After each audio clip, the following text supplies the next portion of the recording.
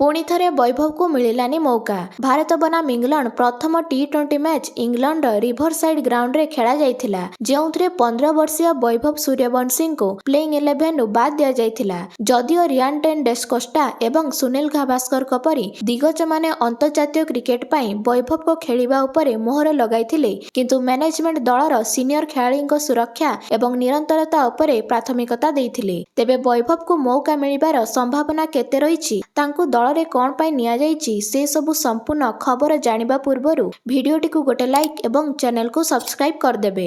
तेबे अधिनायक श्रेयस अय्यर एवं team management वरिष्ठ खेलाड़ी माननकु समर्थन करबा को निष्पत्ति नेइथिले एवं इंग्लैंड परिस्थिति रे किशोरंकु तुरंत डेब्यू करबा परिवर्ते विश्वकप विजय संयोजन स्थापन करथिले, जा प्रथम मैच रु भूल प्रमाणित होइतिला। भारत टॉस जीति प्रथमे बैटिंग करबा को निष्पत्ति नेइथिला इंग्लैंड विपक्ष रे, जेउथरे भारत प्रारंभ रु दुईटी बड़ विकेट हराइथिला। ओपनर संजू सैमसन 1 रन रे एवं ईशान किशन बिना खाता खोली आउट हो जाइथिले, जहा भारत पई चिंताजनक थिला। भारतर 6 रन रे 2टी विकेट पड़थिला। परे एकुटिया ओपनर अभिषेक शर्मा साहसिक इनिंग्स खेलथिले, जहा कि सहज नथिला। अभिषेक संघर्षपूर्ण इनिंग्स सहित 6टी चौका 4टी छक्का रे 24 बॉल 59 रन जोड़िथिले। तेबे अभिषेक को आउट हेबा परे भारतर रन रेट कमी गला। अधिनायक अय्यर 47 बॉल 68 रन करथिले, किंतु कम स्ट्राइक रेट रे, फଳରେ भारतर स्कोर धीमे जाइथिला।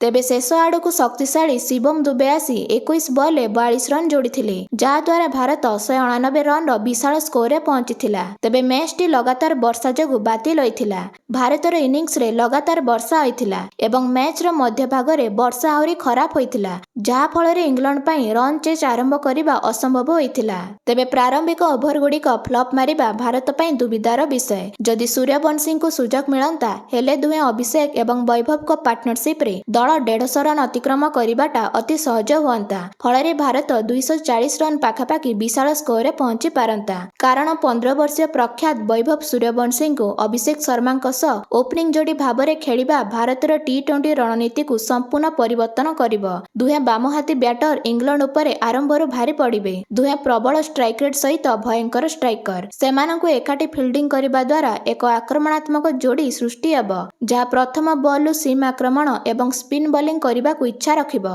वैभव को डेब्यू द्वारा भारत प्रारंभिक ओभर गुड़िकरे स्थिर रहिबो, बिना कोनोसी विकेट हराई अधिक रन करिबार संभावना मध्य रहिबो। किंतु मैनेजमेंट एवं कोचिंग स्टाफ को नजर रे वैभव को दल रे रखिबा एक गुरुत्वपूर्ण अनुकूलन समय भाबरे देखंती, जहा तांको सीधा सड़क मुश्किल परिस्थिति रे खेलिबा को अनुमति देबा बदल रे वरिष्ठ खेलाड़ी को अनुभव ठारू शिखिबा को सुजोग दिए। तेबे एही सीरीज 5 विशिष्ट टी20 प्रतियोगिता, जहा घूर्णन पाई प्रचुर सुजोग छाड़ी थाए। माइकल भेन समेत पूर्वतन क्रिकेटर एवं विशेषज्ञ माने विश्वास करती जे गस्त समय वैभव को अति कम रे गोटे किंबा 2टी सुजोग मिल पारे। तेबे आपण मानकु कोन लागुछि, वैभव निज डेब्यू मैच रे सेंचुरी मारिबार केते संभावना रहिछि, ता कमेंट माध्यम रे जणांतु।